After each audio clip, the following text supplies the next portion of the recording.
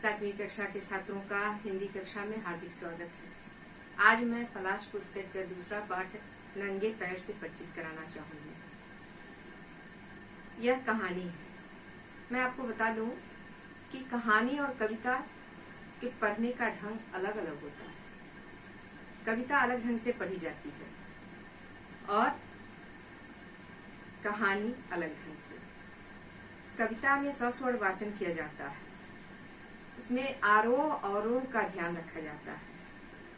यहाँ पर कहानी में अल्प विराम, अर्ध विराम, पूर्ण विराम का पूर्णतः निर्वाह किया जाता है, नहीं तो गद्य अर्थात कहानी भाव नहीं दे सकती। तो चले नंगे पैर पाठ से परिचित होंगे।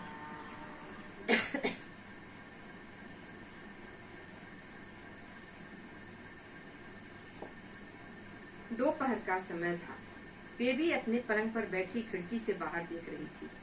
बीच हॉल में रखे रेडियो में 12:30 बजे के रिकॉर्ड बज रहे थे। प्रशांत वातावरण में गीतों के स्वर गूंज रहे थे। प्रशांत का अर्थ होता है शांत। आप सभी जो पुस्तक में शब्दार्थ है वो तो लिखेंगे ही, जो पुस्तक में शब्दार्थ नहीं है मैं उन शब्दों के अर्थ बताऊंगी।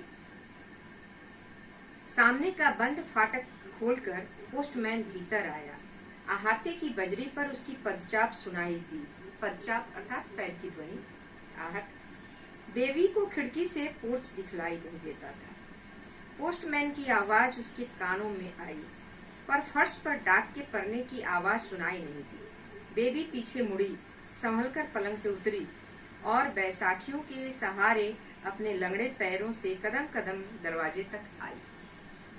बंद दरवाजा खोलने में उसे थोड़ा समय लगा। दरवाजे से बाहर हॉल को पार कर आगे आने में उसे थोड़ी देर लगी। कष्टपूर्वक इतना चलने के बाद उसने आकर देखा कि हाथ में डाक लिए अभी पोस्टमैन खड़ा है। फर्श पर डाक फेंक कर अभी गया नहीं।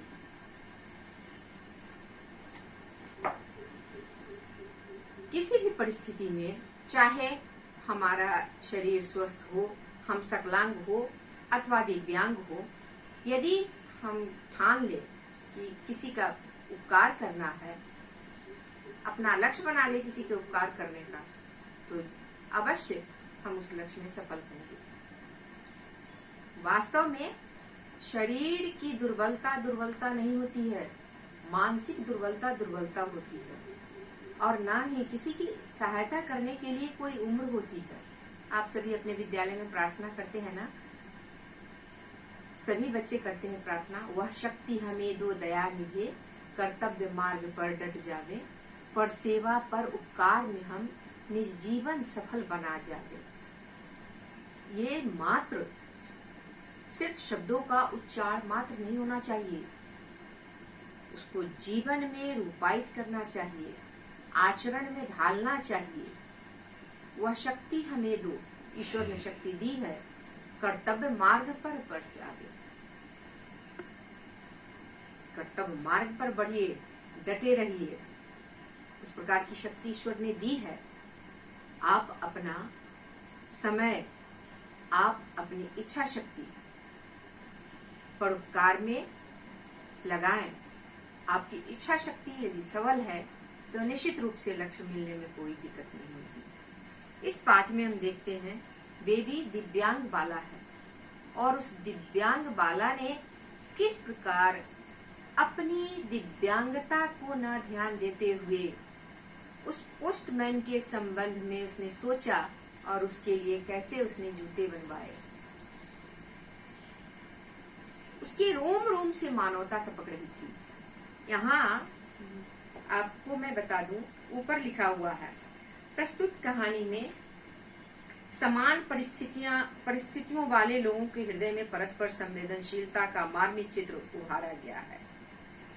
यही नहीं है, समान परिस्थिति वालों के ही मन में सिर्फ संवेदनशीलता नहीं उभरती है, कि मान लीजिए हम दुखी हैं तो हम दुखी को देख करके हम दुखी हो जाए, हमें लगेगा कि उसका दुख यथार्थ है, हम द्रवित हो जाएंगे। नहीं, हमारे हृदय में उस तरह का भाव में उफान आना चाहिए, वो तड़ंग आनी चाहिए, जिससे कि हम दूसरों की सेवा कर सके।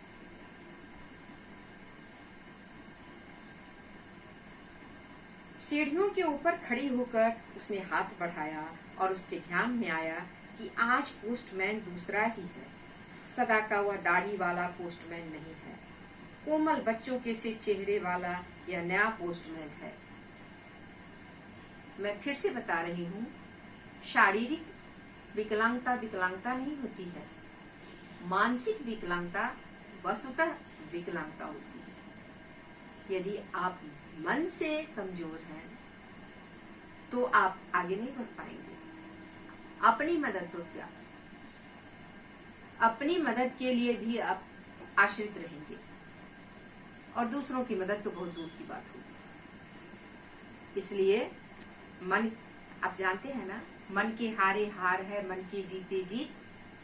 आपका मन सबल हो, और मन सबल होने के लिए आपकी मानसिक स्थिति सुदृढ़ हो, आपकी भावना पवित्र हो, तो फिर आप किसी की सहायता कर सकते हैं।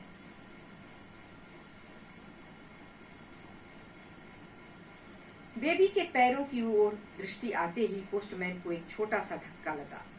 वह द्रवित सा हो गया और आदर से उसने डाक उसके हाथ में दे दी। बूढ़े पोस्टमैन की तरह इस पोस्टमैन ने कोई बात न की।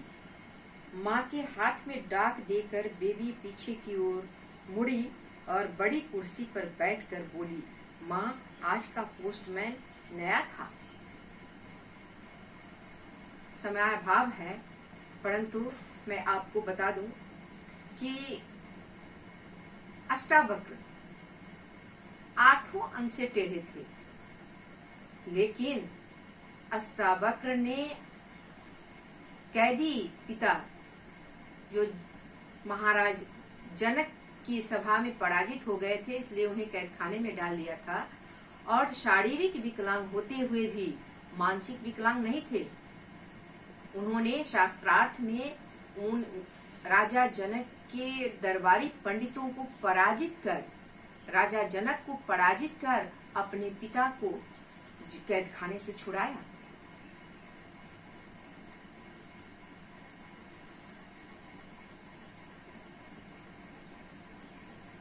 बूढ़े पोस्टमैन की तरह इस पोस्टमैन ने कोई बात न की। माँ के हाथ में डाक देकर बेबी पीछे की ओर मुड़ी और बड़ी कुर्सी पर बैठकर बोली, माँ, आज का पोस्टमैन नया था। अर्थात पहले जो पोस्टमैन आता था, बेबी से बात करता था, यह दूसरा पोस्टमैन आया, डाकिया आया, जिसने बेबी से कोई बात नहीं की।